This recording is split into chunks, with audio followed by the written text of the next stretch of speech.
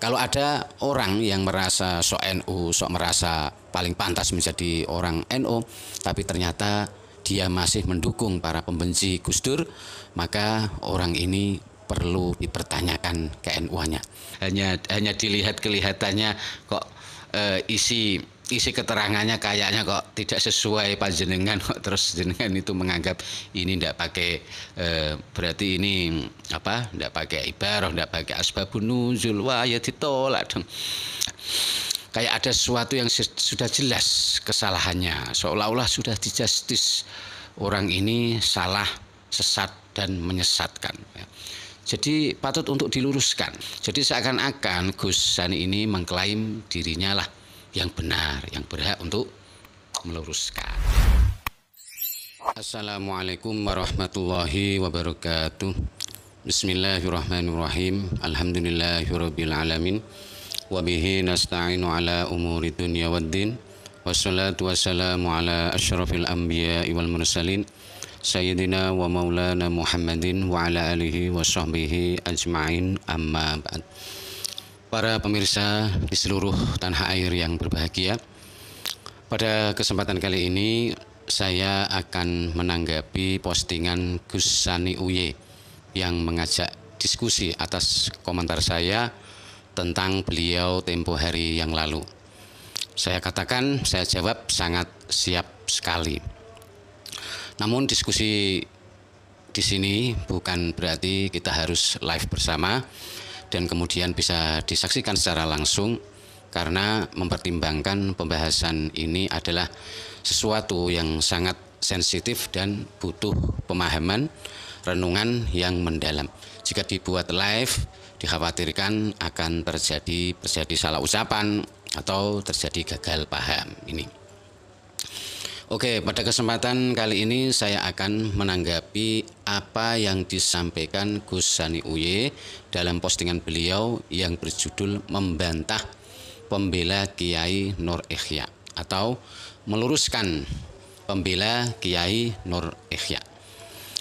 Pada tanggapan saya kali ini sekaligus ini sebagai penjelasan saya mengenai kenapa kok saya, kalau menurut istilahnya Gus Sani UY, kenapa kok saya membela atau mendukung video postingan Kiai Nur Ikhya yang mengatakan bahwa ternyata non-muslim masuk surga. Dan apa yang akan saya sampaikan di sini nanti juga sekaligus sebagai penjelas alasan saya kenapa kok saya membantah tuduhan Gus Sani ini terhadap postingan tersebut. Beliau menganggap kalau postingan Kiai Nur Ikhya itu berbahaya dan bisa menyesatkan umat. Dan tanggapan saya kali ini sekaligus juga sebagai jawaban atas pertanyaan-pertanyaan yang ada di kolom komentar. Oke, sebelum saya mulai ada sedikit yang ingin saya jelaskan terlebih dahulu, yaitu tentang masalah baju berlogo NU ini ya. Biar jelas, ini memang logonya NU ya, dan di dalamnya ini ada juga kaos NU. Jadi dalam dan luar NU, dan insya Allah dalam hatinya NU selamanya ya. Kenapa ini saya agak sedikit bahas, karena kayaknya kemarin itu agak mendapat sedikit perhatian dari Gus Sani dan para komentator. Ada yang komentar-komentar sinis yang intinya itu bahwa nama NU tapi kok liberal. Nah, ini. Jadi mungkin maksudnya apa yang saya sampaikan kemarin itu dianggap itu pemikiran-pemikiran liberal ya. Saya jawab sih, monggo enggak apa-apa, silakan dianggap liberal atau apalah, itu monggo aja, wong kita namanya dianggap. Kalau menurut Gus Dur gitu aja kok repot ya. Terus terang, kalau saya dianggap liberal itu justru saya merasa bangga sekali, karena label semacam ini dulu pernah disematkan pada tokoh-tokoh idola saya di NU. Beliau ya tentu sudah tidak asing lagi bagi kita adalah Allahyarham Gus Dur, Kiai Abdurrahman Wahid dan Kiai Said Akil Siraj, yang tentu Kita sudah tahu semuanya, keduanya sama-sama pernah menjadi ketua umum PBNU ya. Dan siapa orang-orang yang melabeli dan biasa memusuhi beliau-beliau ini, kita tentu sudah tidak asing lagi dengan kelompok mereka. Dan hari ini kalau ternyata masih ada orang-orang yang melabeli seperti itu, berarti saya anggap ini sudah jelas tentunya kalau orang-orang ini adalah ya bagian dari mereka. Kalau tidak bagian dari mereka ya istilahnya ya masih berbau mereka, intinya begitu. Dan pada kenyataannya tokoh-tokoh yang pernah mendapat label liberal ya seperti Gus Dur dan Kiai Said Akil Siraj justru makin lama namanya makin harum. Sebagai bukti adalah Allahyarham Gus Dur. Jadi kita bisa lihat Gus Dur saat ini namanya makin lama makin harum ya.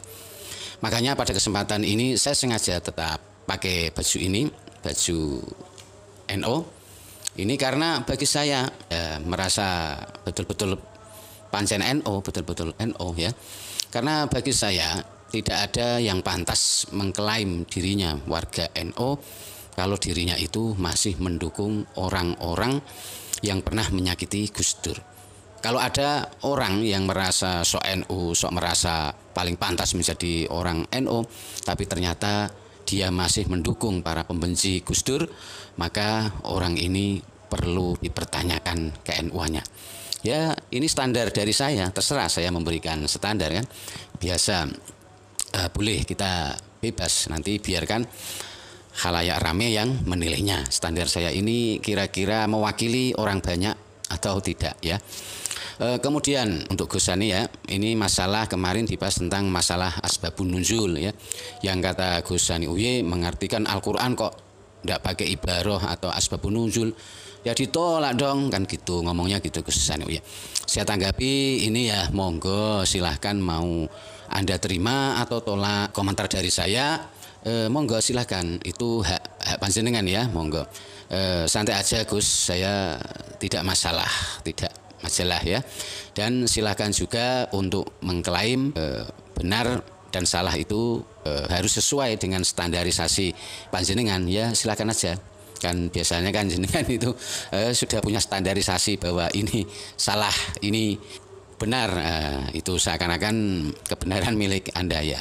Seakan-akan ya, menilai dari kata-kata panjenengan. Kalau menurut Mbah Dowi ya silakan aja menilai klaim kebenaran itu tidak apa-apa.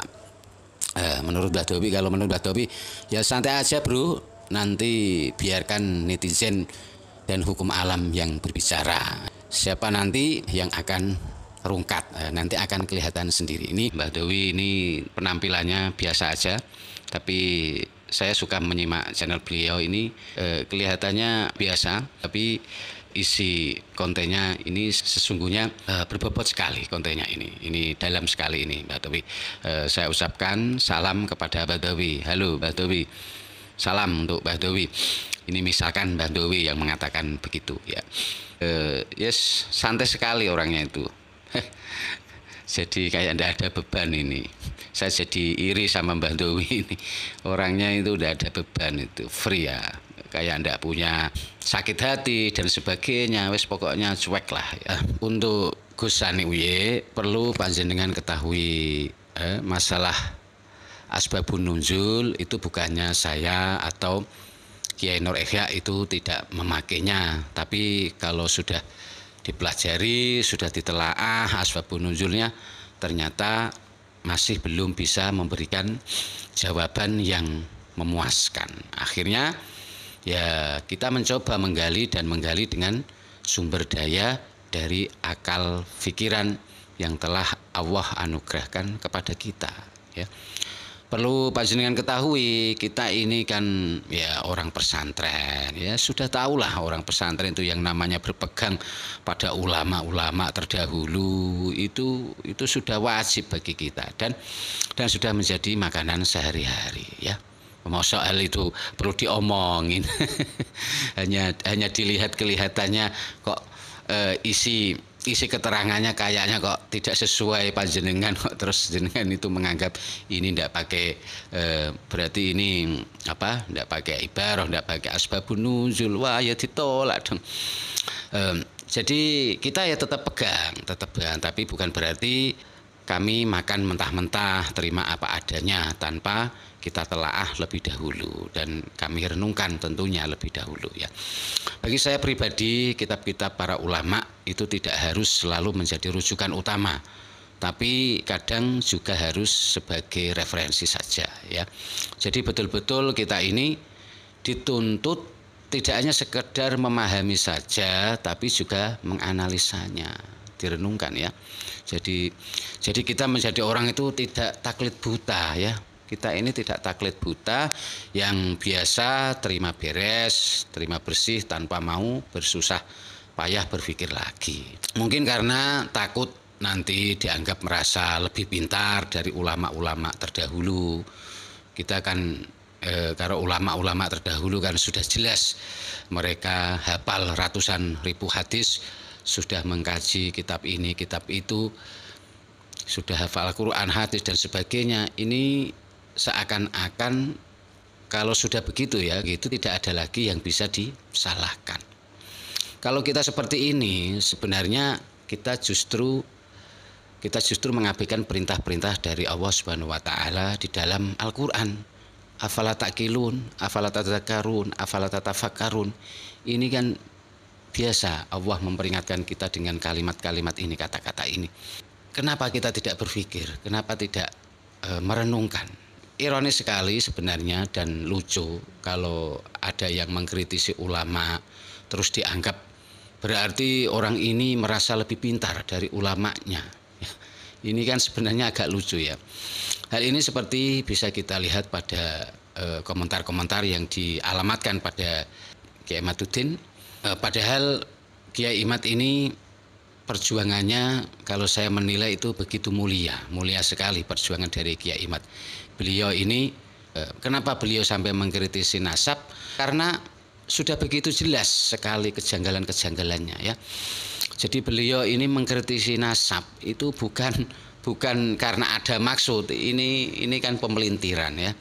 Karena adanya kejanggalan-kejanggalan ya. Masalahnya adanya kejanggalan-kejanggalan.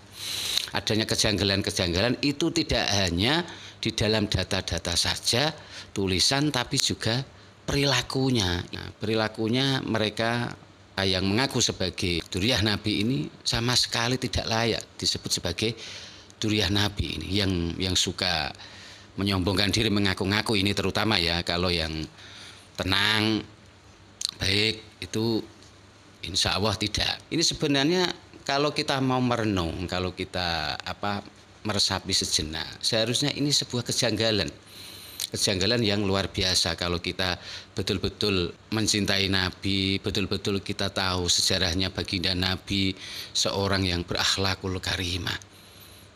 Masa kira-kira sinar beliau yang berakhlakul karimah ini tidak terpancar kepada dzurriyyahnya?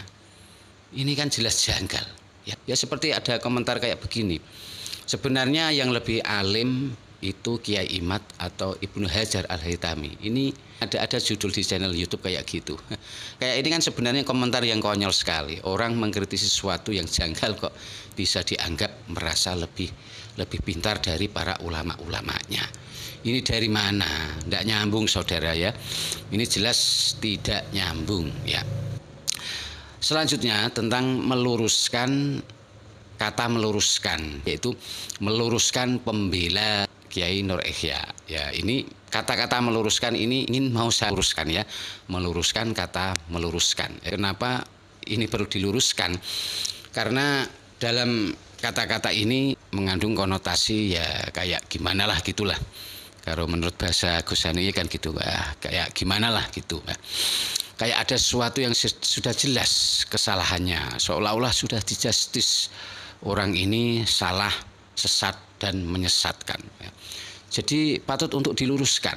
Jadi seakan-akan Gus Sanuyy ini mengklaim dirinya lah yang benar, yang berhak untuk meluruskan ya. Padahal ini yang mau disalahkan atau yang mau diluruskan di sini itu itu kan hanya penafsirannya ya. Yang saya ungkapkan kemarin itu kan artinya. Yang saya ungkapkan kemarin itu kan artinya apa adanya. Jadi saya setujui yang saya bela dari Kiai Nur Esnya. Beliau ini mengatakan apa adanya, artinya ya. Beliau tidak memberi tambah dan kurang. Karena arti ini kalau menurut Ghosani ini tidak ditafsiri, tidak dijelaskan. Jadi beliau menganggap ini bisa menyesatkan. Kalau di situ ada arti Al-Quran misalkan ya yang diplesetkan, itu boleh diluruskan. Bahkan kita memang wajib untuk meluruskannya ya. Kalau arti ini bukan penafsiran, tapi kalau masih penafsiran Ghosani pakai kata meluruskan itu sangat tergesa-gesa sekali ya.